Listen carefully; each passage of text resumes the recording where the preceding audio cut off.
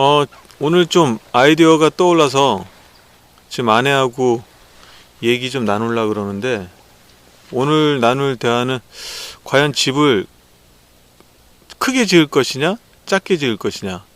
물론 뭐 아직 땅도 산 건 아니지만, 그래도 땅은 어느 정도 지금 윤곽이 잡혔는데, 집은 아직까지 이렇다 할 그 결정된 바가 없어서 오늘 아내하고 한번 진솔하게, 어제 또 TV 본 것도 있고요, 정보를 얻은 것도 있어갖고 한번 얘기를 나눠볼까 합니다. 집은 저는 작게 짓고 싶어요. 그 아내한테 얘기를 했는데 아내가 그 부분에 대해서 굉장히 부정적이었거든요. 근데 이제 어제 또 그런 내용을 또 접하고 아내의 생각도 좀 바뀐 것 같아서 작은 집을 짓고 싶은데 당신 생각은 어떤지 이제 듣고 싶고, 그 작은 집을 나는 최대한 작게, 그러니까 최대한 작게라 그러면은 뭐 어제 나온 그 TV 보면은 뭐 3.4평에서 부부가 살더라고요. 그분들은 자기네들이 이제 작은 집 건축 사업을 하기 때문에 이제 일부러 그럴 수도 있다는 생각도 들긴 하지만 그거야 뭐 제가 확인한 사항이 아니니까. 근데 어찌됐든 그분들이 진짜로 화면에서 볼 때는 3.4평에 살고 있더라고요. 그러던 와중에 5.5평짜리를 딱 보니까 우와, 대골인 거예요. 그거 참 신기하더라고요. 사람의 눈이 그렇게 비교를 하니까.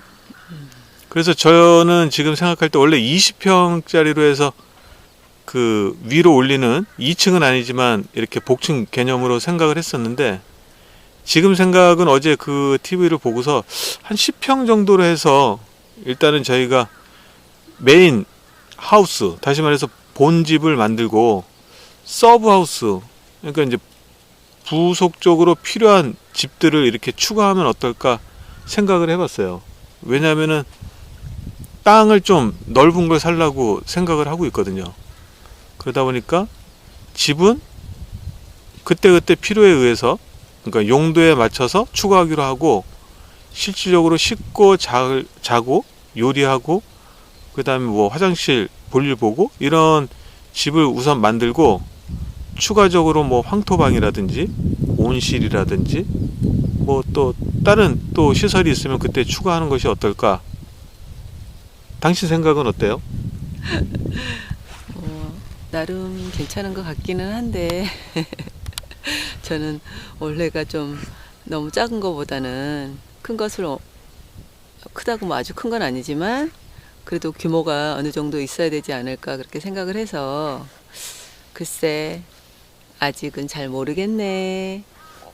그러면 어쨌든 이제 천천히 생각하기로 하고, 어쨌든 그 작은 집이 과연 뭐 생활하는데 크게 불편하지 않다라고 이제 생각이 들면 뭐 확인도 해야 되겠지만, 그러면은 집을 뭐 일단은 한 채를 먼저 짓고 그 다음에 뭐 두 채, 세 채, 네 채 뭐 이런 식으로, 집이라는 표현이 좀 그 맞는지는 모르겠으나 어쨌든 지금 개념으로는 집이나 다름없으니까, 그 어제 작은 집 건축하는 그 분들처럼 집을 땅에다가 뭐 3개, 4개 이렇게 설치하면은 오히려 더 낫겠다는 생각이 드는데, 그럼 좀 더 연구해 보자고.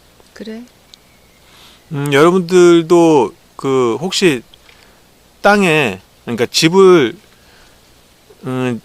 땅을 사서 집을 짓고자 한다 그러면은 작은 집 건축이라는 그런 그 회사가 있더라고요. 회사라기보다는, 그렇죠, 회사죠.